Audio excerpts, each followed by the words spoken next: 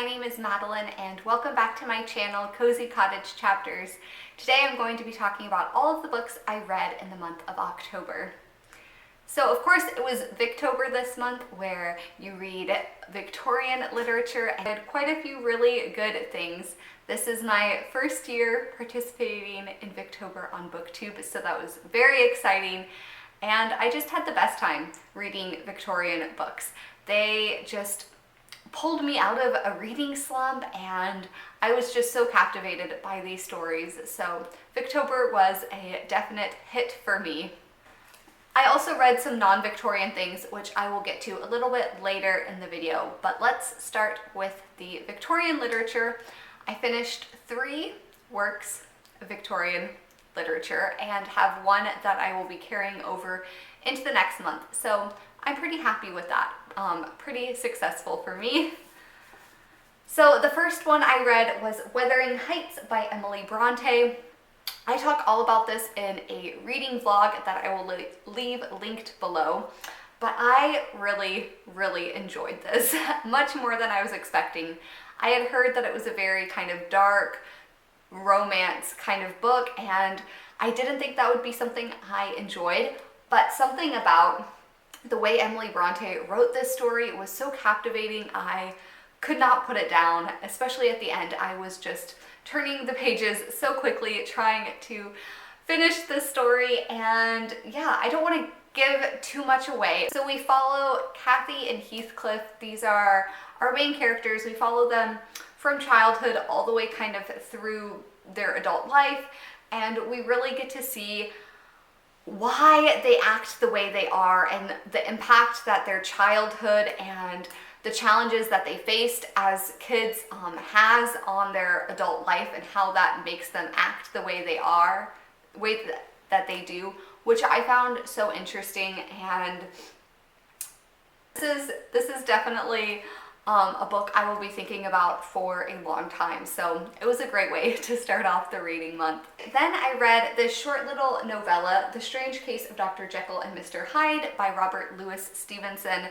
This is just under 100 pages, or about 100 pages, and I don't want to give too much away, because if you don't know anything about this book, you should go into it not knowing anything. I think that makes it more interesting.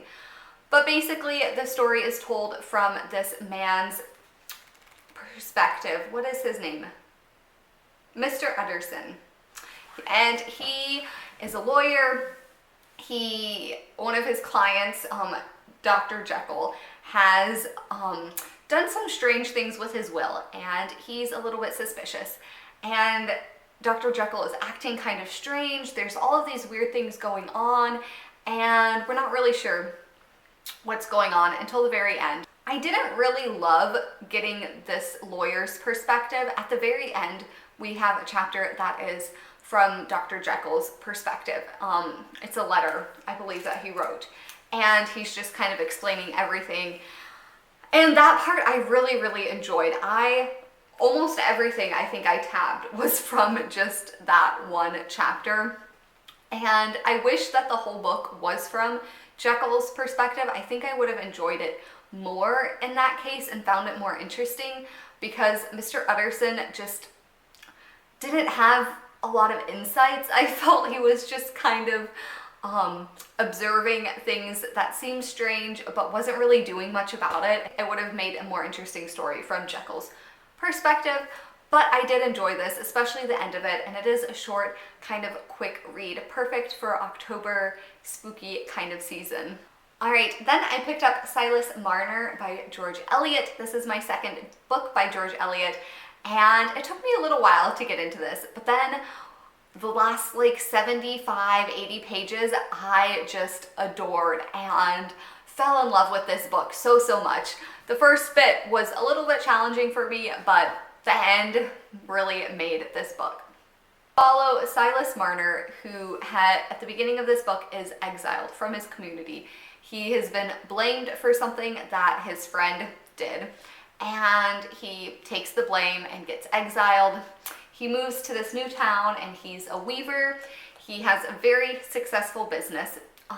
and just starts accumulating wealth and stockpiling wealth and becoming so obsessed with his money, and not even really for the purpose of spending it, but just for having it and wanting to kind of have the security of having all of his money. But then some circumstances happen and Silas Marner finds himself in a very different situation, and he kind of learns the true meaning of life. You can say he learns what's important and what matters. And this is just such a beautiful story about the impact a child can have on your life and how your perspective changes when you see life through the lens of a child. This was just a gorgeous, gorgeous book. So many things that I tabbed that were just beautiful passages, and yeah, like I said, I had to stick with this book a little bit, but the reward was so there, and I feel like this is a book, again, that I will be thinking about a lot, and that it's been a couple of weeks since I finished it, and I still find myself thinking about Silas and the characters in this story, so this was a winner.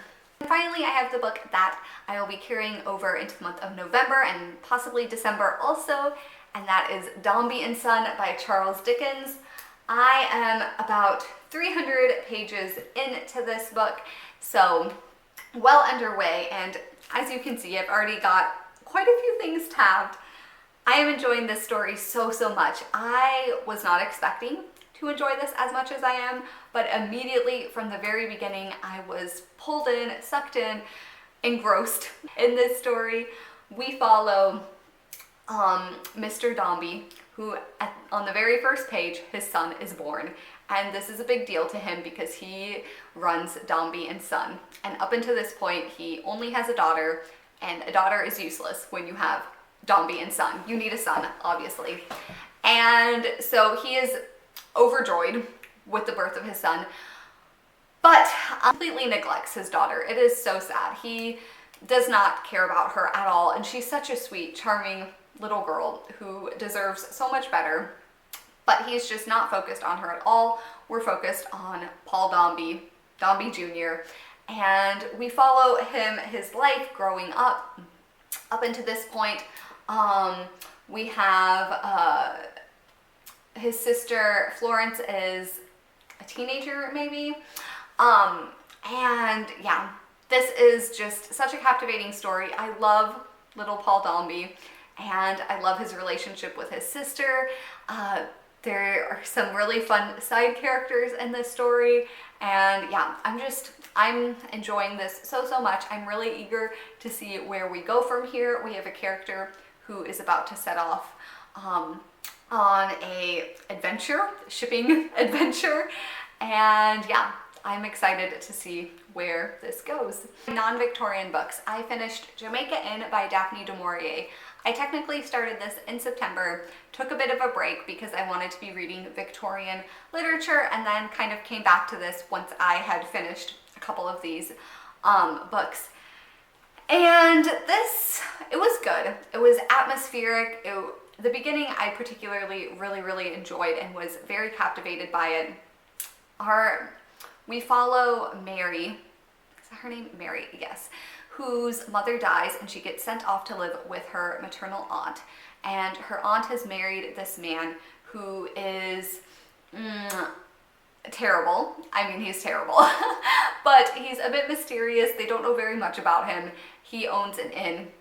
And as soon as Mary arrives, she realizes that things are not going well, that her uncle is not a kind man, and that she needs to protect her aunt at all costs and help them get away from this terrible situation that they're in. And things just start to get dark and terrible and kind of worse and worse as the book goes along.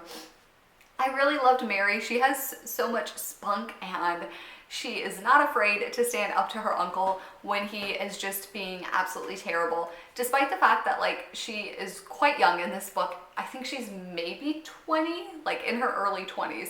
So she's young, but she's not afraid to kind of stand up for herself, protect her and her aunt, which is so lovely. Despite all of this, for For some reason, I could step away from this book for a couple of weeks and I didn't feel the intense urge to pick it back up again, which I feel like kind of says that I didn't enjoy it maybe as much as expected, especially with kind of a suspenseful book like this.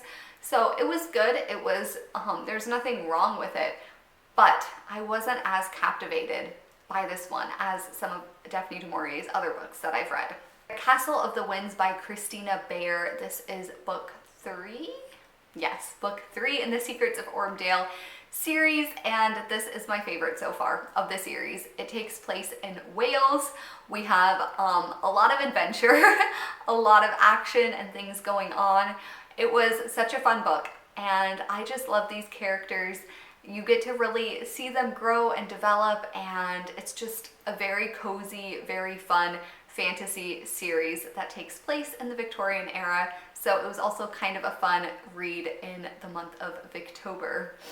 Continuing on with series, I read the 7th book in the Maisie Dobbs mystery series, The Mapping of Love and Death by Jacqueline Winspear.